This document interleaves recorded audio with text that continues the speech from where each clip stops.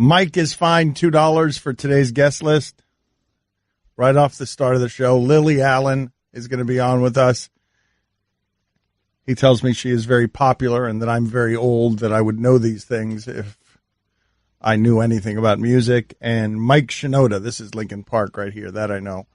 Mike Shinoda of Lincoln Park is going to join us.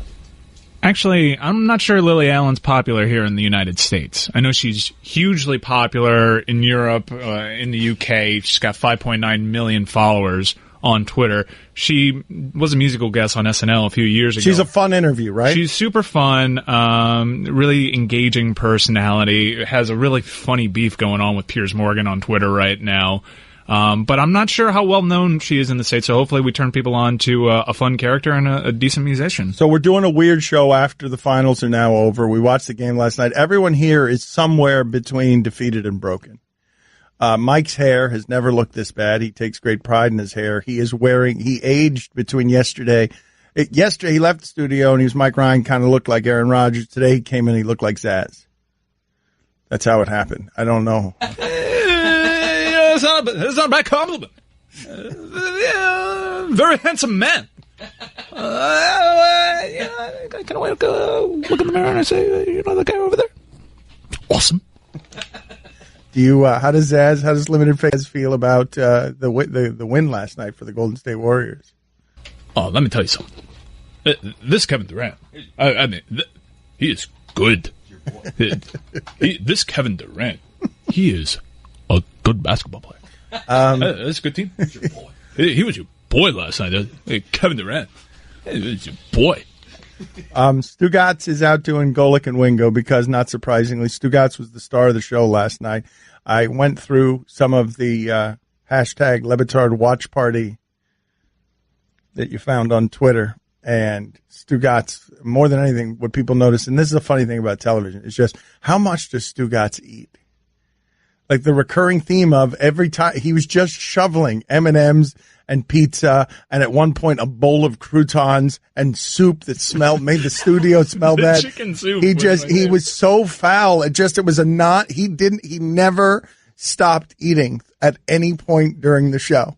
A plain slice of bread. I mean, he was just pizza with popcorn and M&Ms. Next time, what we need to do is make the food more and more ridiculous. Like where you look up and you come back from and there's just a turkey leg in his hand, or it's just a piece of cake, like second, and then the chicken noodle soup.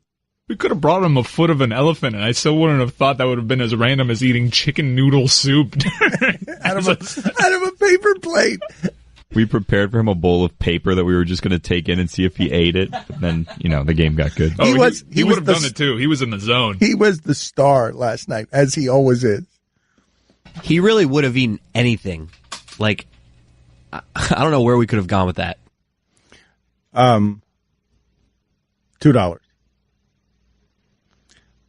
So, Stugotz isn't here right now. Stugotz is doing Golic and Wingo, or Golic or Wingo. I don't know who he's doing it with. Today it is Wingo and Golic. I did see Mike Golic Sr. via satellite at some point during the show, but Golic and Wingo are not together presently. But I do think Mike Golic Sr. is somewhere around the show. Let's discuss, though, last night's game with a great degree of self-involvement.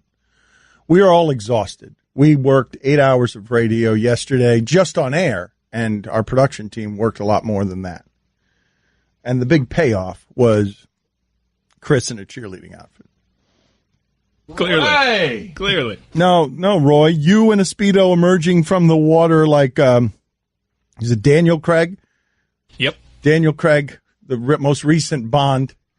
You emerging from the water. You didn't emerge confidently, though you should have, because you're, and I say this with maximum respect, you have the best body here on the staff. You should have emerged from the ocean free and sensually. Your body language stunk. Thank you, Dan. It's quite the competition you've won. Yeah. I thought Roy at the spa was a big hit. Yeah. That was a big hit. Roy yelling, "I'm rich," with just two cucumber slices on his face while sitting in front of a green screen pretending to be at the spa. Those cucumbers actually did wonders. You're not even tired today. Your face, you look so fresh and vibrant from your 5-minute stay in the green screen spa. I do think, though, that right there, you know what's funny about this, Mike? we're sitting here for years talking about, hey, the broadcasters. It's nice to have the broadcasters. The broadcasters help you out when there's confusion. But if you're interested in the game, the broadcasters don't matter. We make Joe Buck controversial. But if you want to watch the game, you're going to watch the game. You'll get mad at the broadcasters, but no broadcaster is going to make you not watch the game.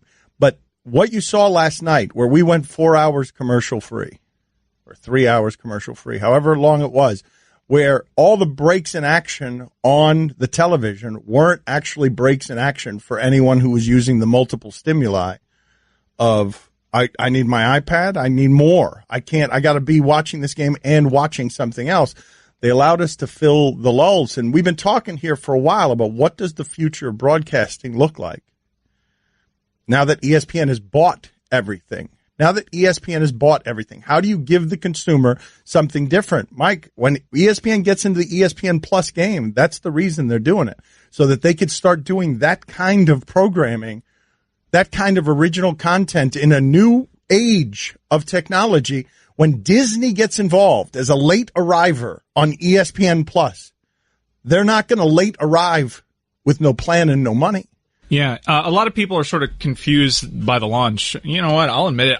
It's a soft launch for ESPN Plus, really. I think it'll really launch when you see things like UFC fights going on there. I'm really interested in seeing how they integrate some of their football properties, Monday Night Football, because there's a lot of creative ideas out there, and I've spoken to a lot of people where you can have fun with your commentating options, where you still have a polished presentation, all in high definition, but you can pick a Homer broadcast. But Mike, of course they're going to customize your sports experience. Of course.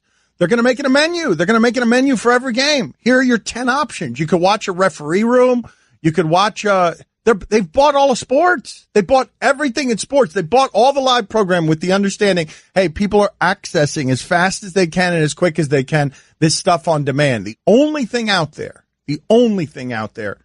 that is Game of Thrones, or used to be Walking Dead, where you have to watch it in real time, and sports. Yeah. You have to watch it as it's happening. Nobody wants to watch that finals game 2 hours after it's been played. You have to watch sports in real time. And now in 2018, young people need more stimuli, so you get the Game Plus. ESPN Plus. Are you seeing the television deals that WWE is pulling down because they're one of the cable network properties, and now they're actually, one of their television shows is actually moving to Fox Network television. They're one of the few television properties that you're incentivized to watch live. And even though more people are going to cutting the cord, these television rights for those incentivized programs that you have to watch live are going through the roof.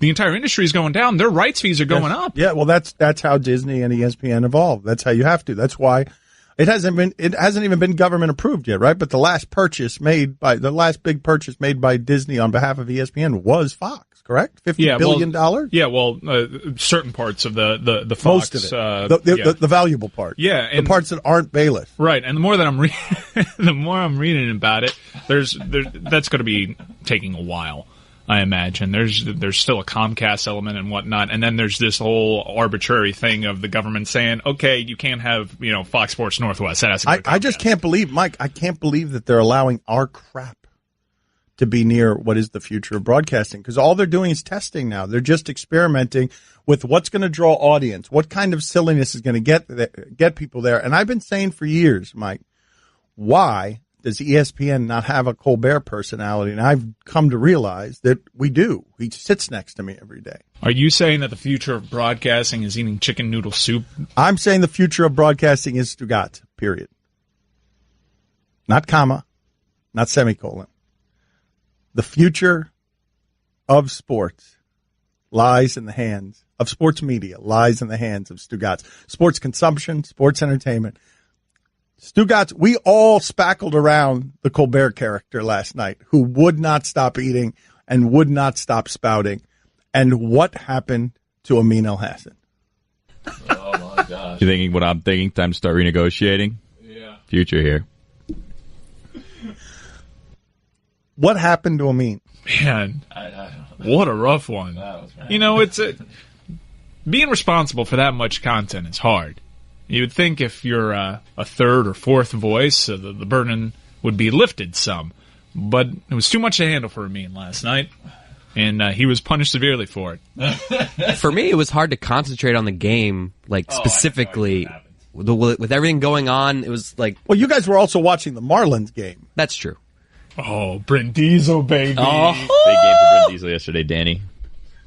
Big game. This campaign has really fueled Brindizzo, no pun intended, to become the star everyone's projected him to be. You're welcome, Marlins Nation. Yeah. I was Brinson, and then I was close to being Brince out, and I'm still like Brince on the fence about this whole thing, because I'm not sure if he's upset about it. Stay in character. You can't fall out of character. Well, no, because I don't know. I don't know how I feel about it. But it doesn't seem to have affected his confidence. I mean, since we launched the campaign, he's hitting 600 with 2 home runs. Yeah, we're being so mean to him. We're bullying him into having the best game of his career. Oh, yeah, that was a storyline yesterday on Twitter. How could you do this? Mike, I don't understand that. Explain that reaction to me. Like, why are you guys kid-gloving a Marlin? You get mad at the Marlins, you get mad at the Marlins, then we make fun of one of the Marlins, and then you kid-glove the Marlins because they're paying people like amateurs and then playing them like professionals. And you get a situation where Lewis Brinson isn't ready yet, but neither are the Marlins, so he becomes a symbol for everything they're doing. Then you're going to get mad at us for being mean to him? This whole Marlins thing has been weird because everyone was super rude to the Marlins with the previous ownership and making fun of everything they did. And then new owners came in, and we started doing it to the new owners, and everyone was upset that we were treating the new owners the way everyone in the world treated the old owners. Well, everyone is an overstatement. The people that have stuck by that franchise have sort of, I think, developed this callous and are now just pulling themselves up by their bootstraps and have bought in to, hey, give these guys a chance. But a lot of people, I think the vast majority, have sort of checked out and are willing to rip this new group, no? I mean, I'm willing to. Why They're not doing anything different. Can I ask you a question? Yeah. Why do you keep eating like when you're being spoken to? Yeah, we spoke to you 5 seconds ago. Yeah. And you weren't eating. And you weren't eating. And the conversation wasn't over. We were headed to... I was asking you a question. I thought you were done. And you Radio, thought it a good time to grab a handful of dry cereal. Yeah. He's eating it with a spoon with no milk. Yeah, and? Are we in the middle? Are we in the throes of Jeremy Lin right now with the Marlins? Oh, this is Brinsanity. Yeah.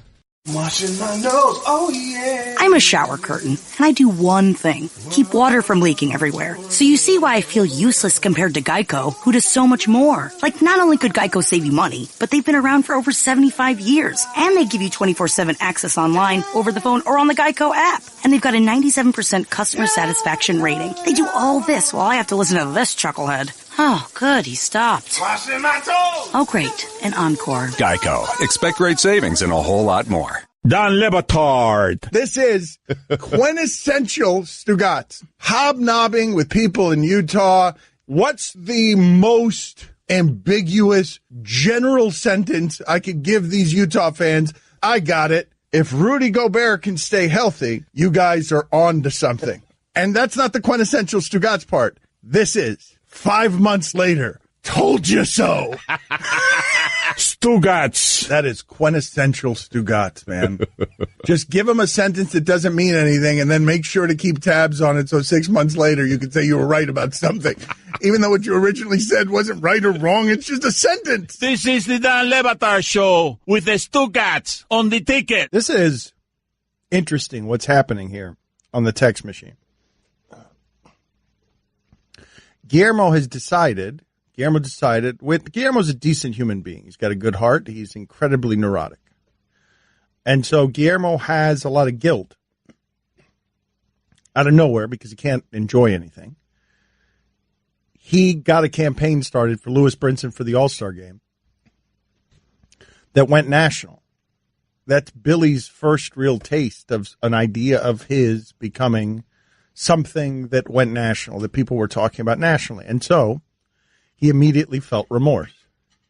He immediately felt bad that he had done something awful and unspeakable to Lewis Brinson, which he is not. The Marlins did that to him.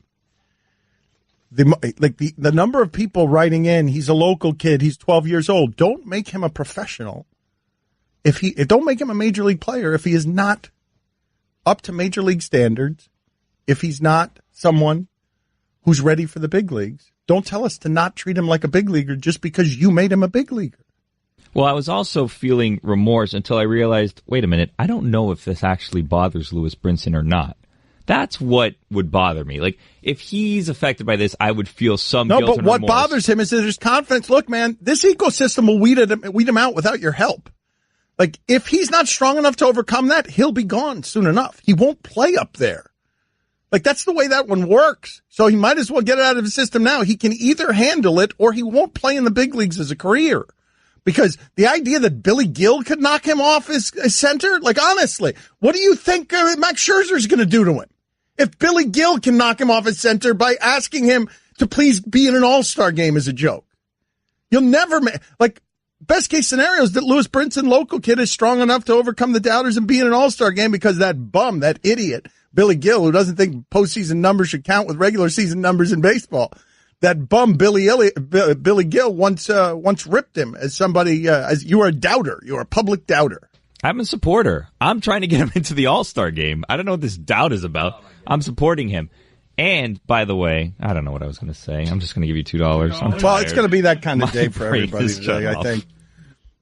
Except for the mighty Stugotz. What happened? We've got no chance at being good today, right? Nope, I was just awful on national TV. Oh, they're calling me back. What happened? My take was so hot, I melted the microphone and the cameras. You're getting in a phone call? You got to go? Or? Oh, I'll tell you in a sec. Hold on. Let's stay here. You can do it here. Hold on. Just answer it on air. Hold on. Hello? Yo. And put it on speaker.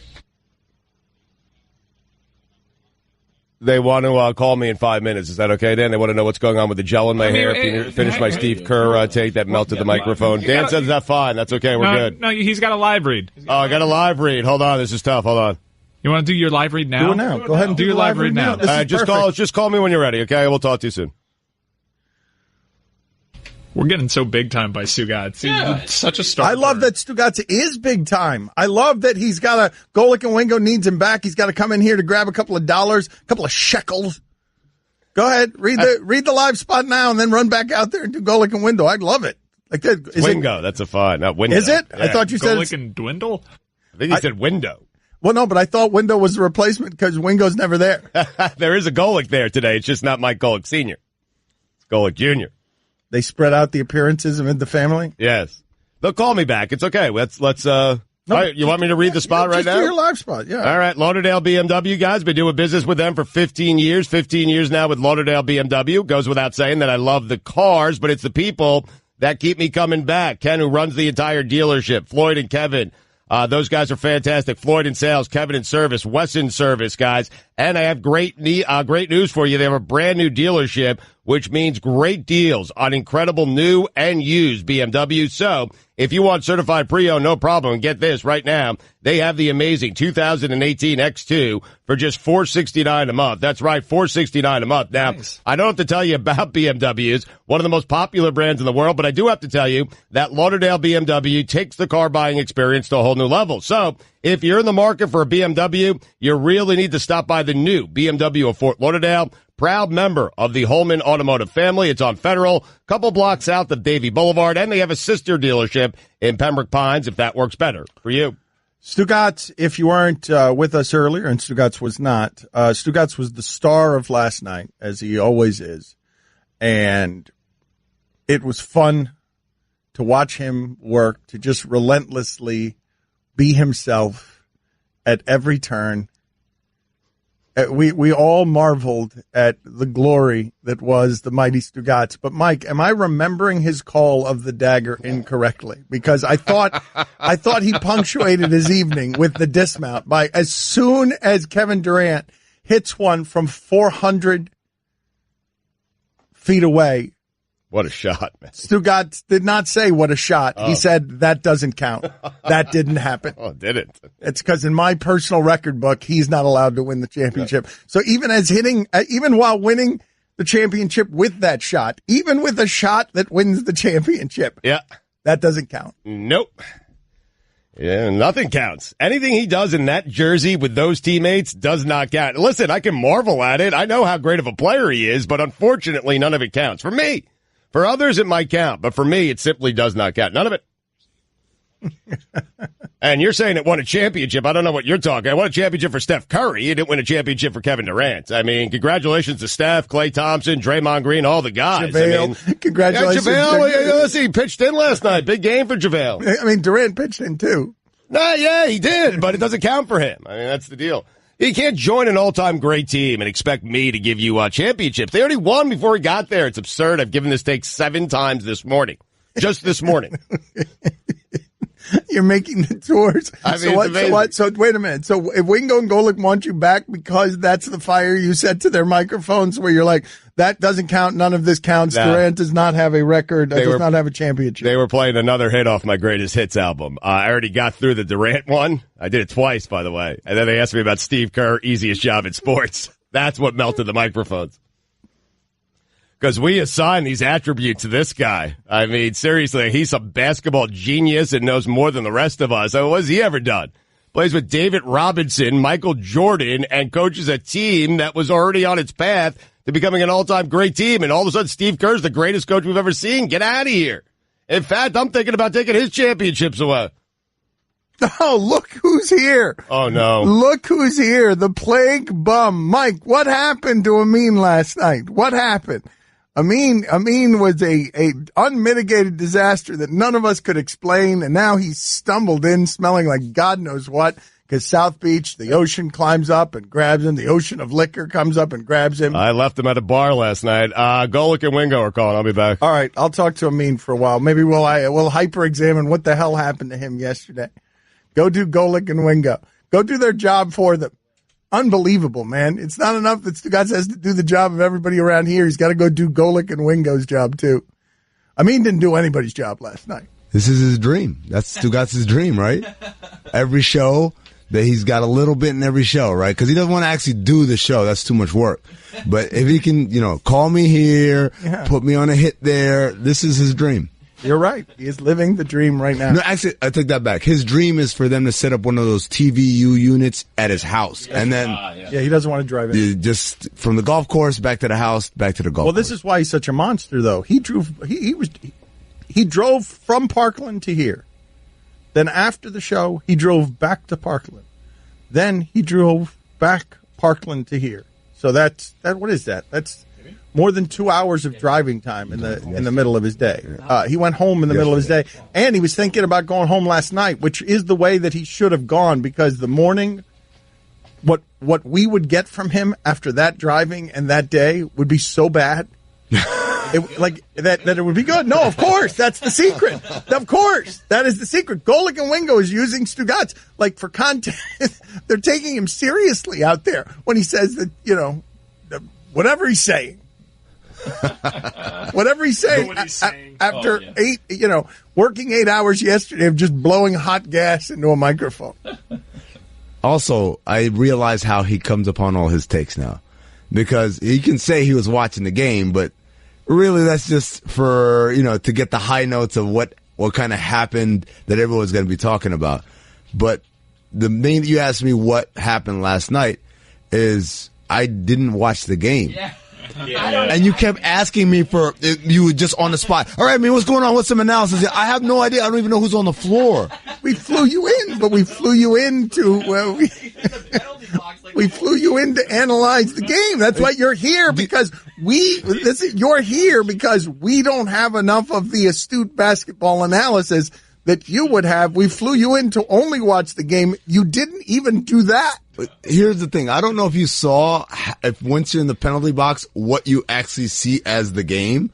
It is a mirror reflection from a reverse angle that comes out of a screen that appears on the front of the camera. So the only way I could see through that blurry lens is if I got my face right up against the camera, and obviously that doesn't work for the penalty box. A real conundrum for you last night. You wanted me to analyze the game without letting me actually watch the game. That is. Come on. Get used to the degree of difficulty around here. That's correct. Stugotz has been doing it for decades. True. That's true. Dan Le Batard. Is The Undertaker the best name in the history of wrestling? 66% of the audience said yes. No, you're just wrong, man. It's a monsoon of gorillas. Stugotz. It's not just a monsoon. It's not just a gorilla. It's a monsoon of gorillas. How could there be a better name than Gorilla Monsoon? Like, how could you people be so wrong about this? What is the matter with you people? The Undertaker cannot be a better name than Gorilla Monsoon. A monsoon, not a tsunami, not a storm, not a thunderclap. A damn monsoon of gorillas. It's a haystack of Calhouns. Wow. Not as impressive as a monsoon of gorillas. This is the Dan Le Batard Show with the Stugotz on the ticket. Join us for Dan's Father's Day Fiesta June 14th at Fogo de Chao in Miami Beach. You'll get to meet Dan, Guillermo, and new fathers Roy and Chris, along with other ticket personalities. Just register at theticketmiami.com for a chance for you and a guest to enjoy lunch in a fully loaded swag bag. You have until before midnight, June 12th, to register. It's Dan's Father's Day Fiesta at Fogo de Chao from your friends at 790 The Ticket. Mike, you see here, we're getting a lot of texts that Golic or Wingo just did the Adnan bit where Adnan Verk... did he interrupt your call? Your hit with Golic or Wingo? They were kind of doing like dueling things where I just like Golic finished doing a read and I just came in and finished my Steve Kerr take and then went on to Draymond Green's a Hall of Famer. And then they just like kept putting in Adnan as well. Like, so it was me, Adnan, me, Adnan, me, Adnan. So yes, they stole our material. It doesn't. I don't like this. I'm gonna have to send a strongly worded email. Talk to somebody. Who made that? Was this? Was it Stanzik? Was this Dynamite Dan? It was Cliff, man. I'm very disappointed. You talking to Stanzik today? You were literally stealing from our show. You took Stugotz. Like we gave him to you for the first segment of the show, a move that showed just such kindness and consideration. And second segment. And then you have the gall, the unmitigated gall, to steal him for a second segment. We're doing a show. I've seen the numbers on our local hour, kind folk. This show, this hour, quite popular. Really? Okay. Is there ever mitigated gall? The goal is unmitigated. Is it always unmitigated? That is Can there be There's fantastic no mitigation in this goal. None. Have you ever had mitigated gall for somebody? How does one have mitigated gall? Yeah, how do you accomplish that? Well, mitigated goals when you have mitigating circumstances. We digress. Yes. The point is, Golic or Wingo, No goal. thieves, and they must pay. Now, I don't know how we're going to get them back, because there's literally nothing on that show I want to steal. Wow. Ryan Hollins? They can have Ryan Hollins. What about Breadamology? But that was already ours. Oh, That was ours. You are really grinding my gears right now. That was ours already. Billy Gill, what can we steal? They did a 30 for 30 recently as well. No, they didn't. A mock-up 30 for 30. No, they didn't. didn't. No, they did. Yeah, they did. I heard about that. They did. Hey, man. That was Adnan, too. But, you know. Adnan's a double agent, huh? Wow. Yeah. He's a mercenary. He'll just go anywhere they want him. You know what?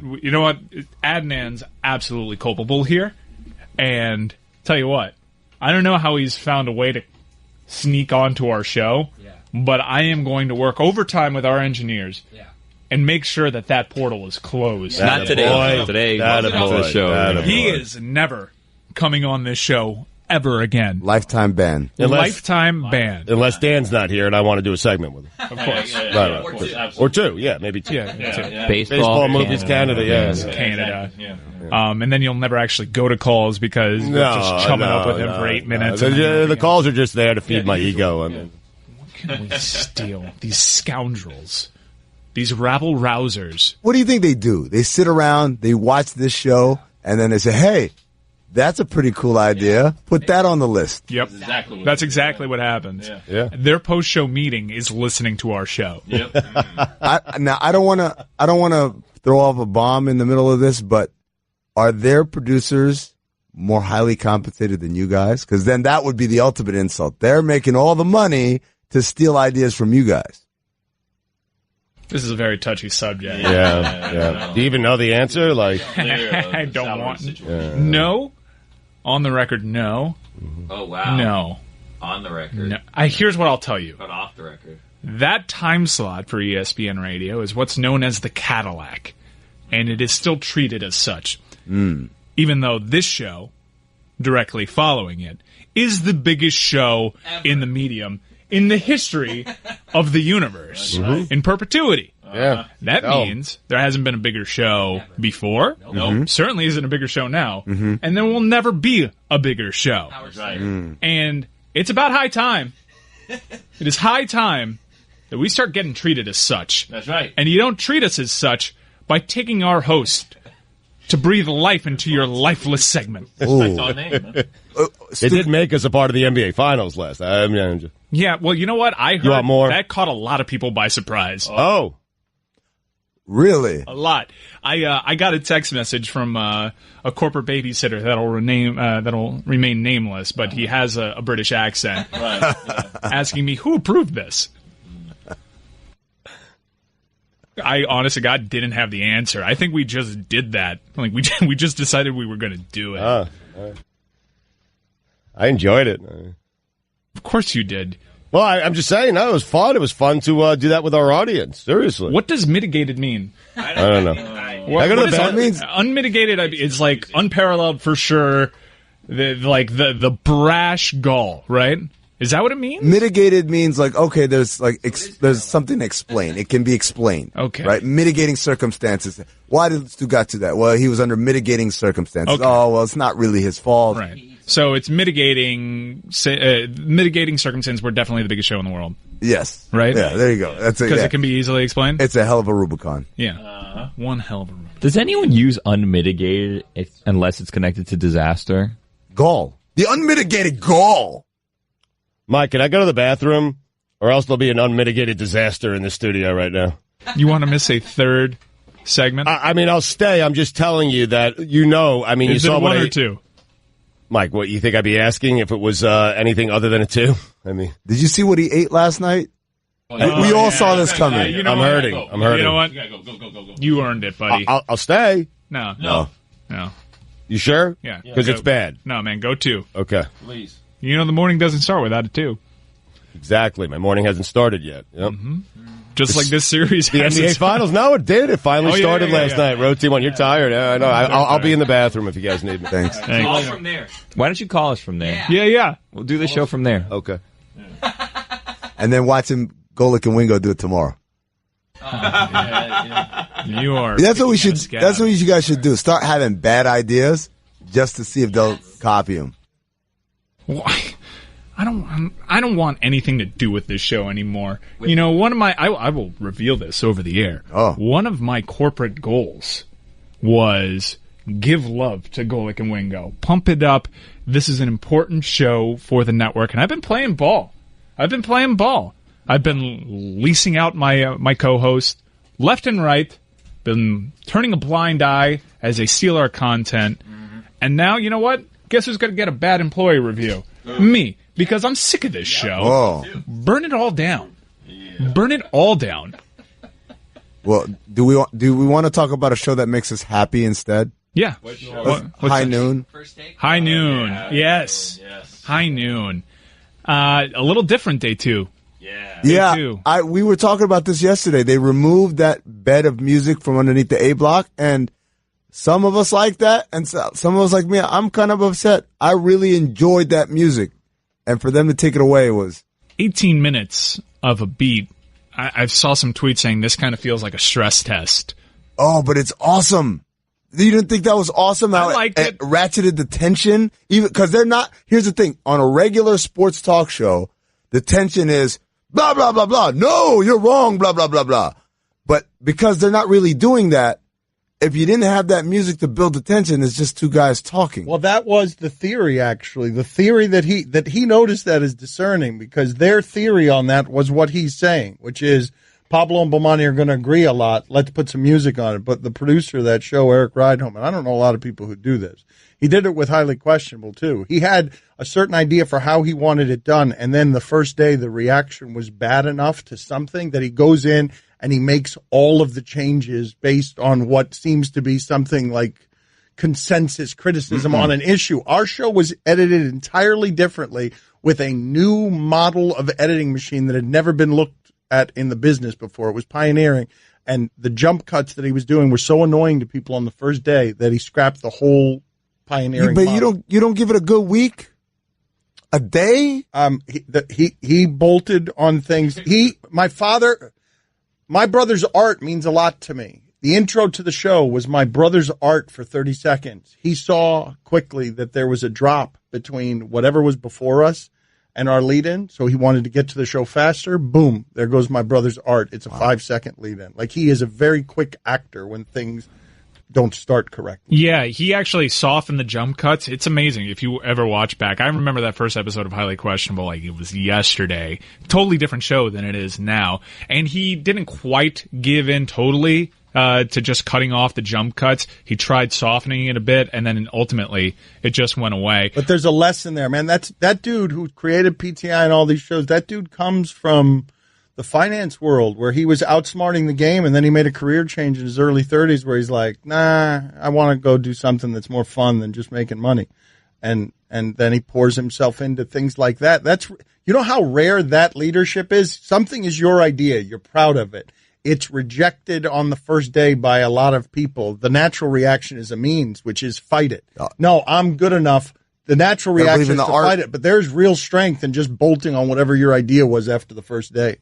I feel like when it's stuff that's different, so different, a lot of times the natural reaction is always going to be negative no matter what. And that's why I'm not saying stick to it no matter what, but you got to give people a chance to get over their initial bleh because it's different, right? It's like with my kids when I'm trying to get them to eat something they've never had before. They go, bleh, oh, I don't eat that. Like, you've never had it. How do you know if you like it or not? And then they have it. Oh, actually, this is pretty good, right? You have to. The audience are children, and sometimes you got to force feed them. High Noon already starts so fast with them like talking to each other that I feel like the music just made it like I was exhausted. I kind of like the change of getting rid of the music. Tired. I needed a nap after the first segment, to be honest with you. I was scared, and I needed a nap, and I needed a hug. That's because that segment is 16 minutes long or 17 minutes long, not because of the music. No, the music had me all. And then there was like the dong, and I was like, whoa, looking over my shoulder. The bell? You don't like the oh, no, dong? the bell had me, no. I looked at my Fitbit, and my pulse was like at 115, and I was just sitting here. I'm telling you, that thing had my heart racing. I didn't know what was going to be next. I mean, I knew it was going to be next. It was going to be like 4 different faces of Pablo and the top of Pablo's head and the side of his face. But it was like, whoa. I was expecting something bad to happen. The multiple camera angles. Who stayed in this room last night, man? Seriously. It is an unmitigated disaster in this room right now. I can't even go to the bathroom in here. I mean, it's foul. It smells. What's going on? Who stayed in this room last night? That would have been Roy. Oh, my God, Roy? Jeez. I mean, it's ridiculous. And how about this Steve Kerr? I mean, you think he's a Hall of Fame coach? I don't. What do you think? Yeah, he's going to be a Hall of Fame coach when all is said and done. Well, he shouldn't be. But anyway, Roy, you got to go get your stomach checked. You got some serious issues, man. Like, it is.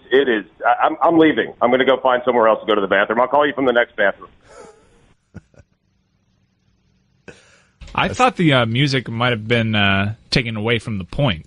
And if it was distracting you from what two of the more brilliant minds in sports media were actually saying, then that isn't what you're going for, right?